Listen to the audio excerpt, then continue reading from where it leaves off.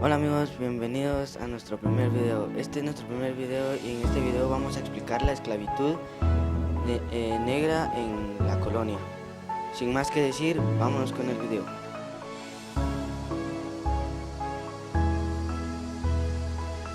Esclavitud negra en la época colonial. La esclavitud negra empieza en el año de 1530. En 1660 se fundó en Inglaterra la Real Academia de Aventureros de Comercio África. Su patente, respaldado y otorgado por el rey, daba a sus barcos el derecho en exclusiva de comerciar en la costa occidental africana y permitía a sus miembros exigir fornites a cambio de dar a la corona inglesa la mitad de las ganancias. 12 años después, la compañía se reorganizó bajo el nombre de la Real Compañía Africana y obtuvo poderes amplios, construir fornites y factorías y ampliar a sus propios soldados.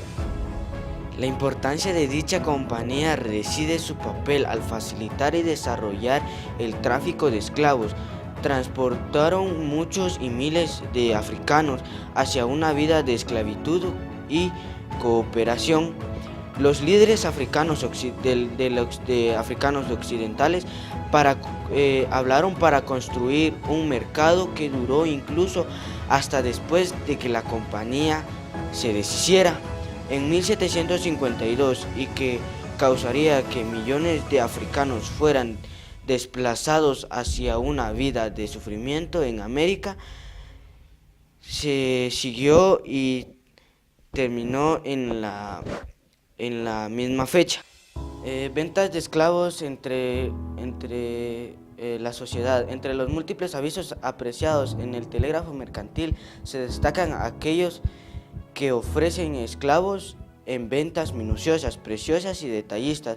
Reflejan elocuentemente ciertas características de la sociedad virreal.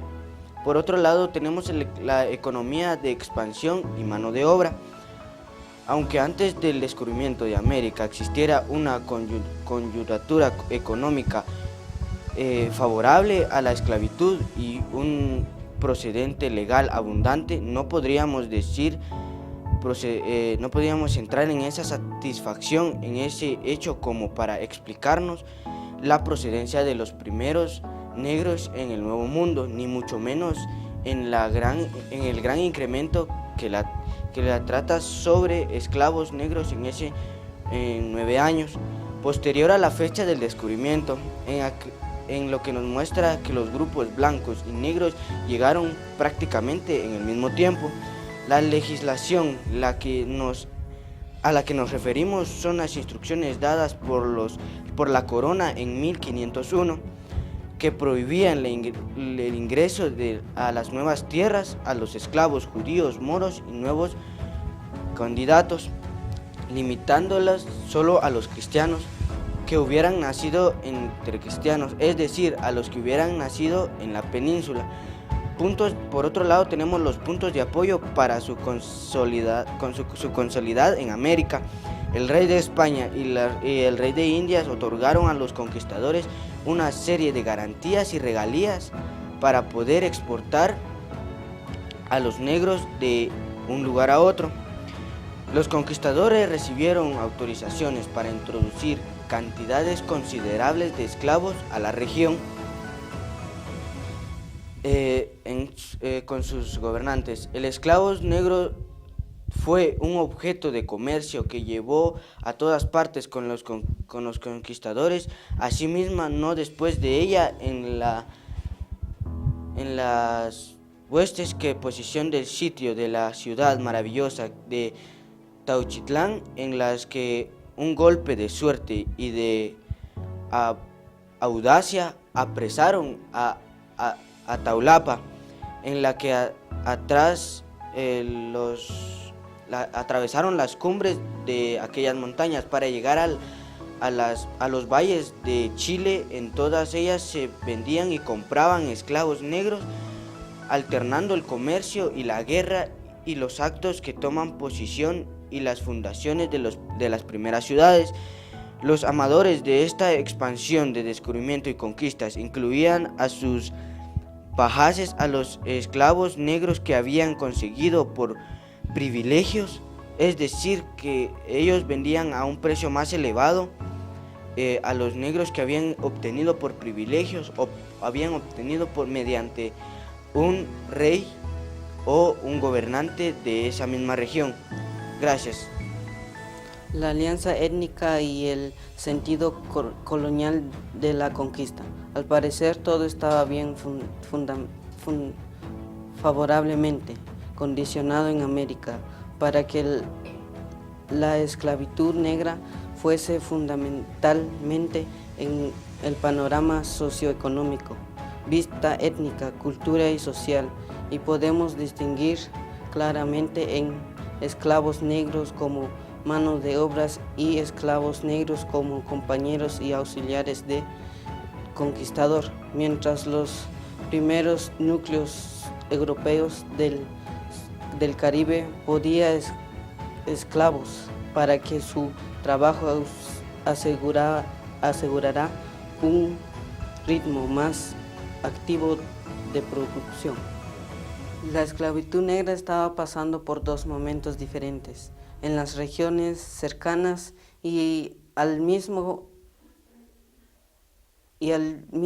época tenía dos sentidos diferentes.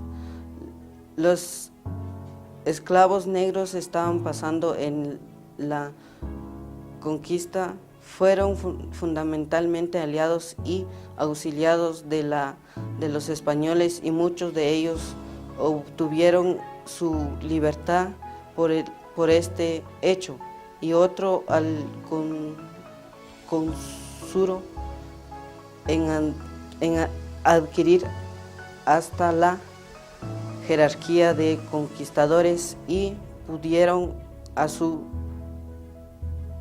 vez poseer esclavos. Los primeros contactos entre indios y negros fueron siempre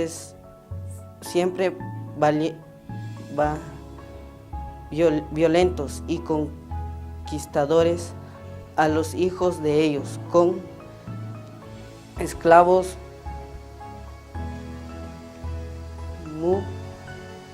mulatos y negros y negras, y de negros con hijos mestizos de conquistadores. El comercio de esclavos se enviaba a varios cientos de miles de africanos a través del Atlántico, desde la costa de los esclavos del África Occidental a las Antillas y a Estados Unidos, o de Angola o Brasil. Una vez los barcos de esclavos habían desembarcado su carga humana, regresaban a Europa con una carga de azúcar y luego volvían a salir hacia África con telas de algodón y armas de fuego, a cambio de esclavos. Trabajo para las negras. El trabajo para las negras era casi principalmente doméstico. Casi todas las lavaderas eran negras hasta muy avanzado el siglo XIX, y también lo eran la mayoría de las amas de crías, las cocineras, las sirvientas y las planchadoras. Dentro del trabajo doméstico se realizaba en el siglo XVII, se encontraban los que podríamos denominar oficios curiosos. Las negras libres se desempeñaban en el mismo tipo de tareas que cuando eran esclavos, porque se conchavaban parte del servicio doméstico, durmiendo o en la casa donde trabajaban. En la década de 1790 dio libertad a los esclavos. Algunos europeos comenzaron a hablar en contra de la esclavitud. Dinamarca prohibió el comercio de esclavos del Atlántico de 1792. William Wilberforce logró que Gran Bretaña prohibiera el comercio de esclavos en 1808. Cuando los países latinoamericanos se independizaron a principios del siglo XIX, liberaron a los esclavos. Gran Bretaña abolió la esclavitud en su imperio en 1833, pero Estados Unidos tuvo que pasar primero por una guerra civil. el ecumeno y la concentración de esclavos negros en América, el ámbito geográfico por donde se extendió el esclavizo negro y aquellas regiones de América donde se localizó de preferencia, produciendo un paisaje humano hasta hoy característico y diferenciado. La historiografía no especializada tiende a dar una explicación simplícita al hecho de que algunos países americanos carecen actualmente de concentraciones notables de negros puros o mestizos de color, y en ella se afirma simplemente, en lo que a ello se refiere, que el clima de tal o cual país o región era adverso a los africanos, o que era muy pobre en el periodo colonial. La esclavitud se extendió rápidamente por todos los rincones y lugares de América al mismo ritmo de la conquista, ocupando la misma extensión que el ecumeno europeo. La costumbre de contemplar las tripulaciones de los barcos con los esclavos negros hizo que estos participasen también en los viajes de descubrimientos lejanos, como a la Oceanía y a regiones que solo fueron visitadas pero no ocupadas enseguida, como el Estrecho de Magallanes. Hasta los decenios intermedios del siglo XVI, los negros llegaron como aliados y auxiliares de conquista, indistintamente a todos los lugares de América visitados y ocupados por los europeos. En los decenios finales del mismo siglo, se comienza a tener una distribución más o menos caracterizado de la densidad de la población negra y de su consiguiente mestizaje de color.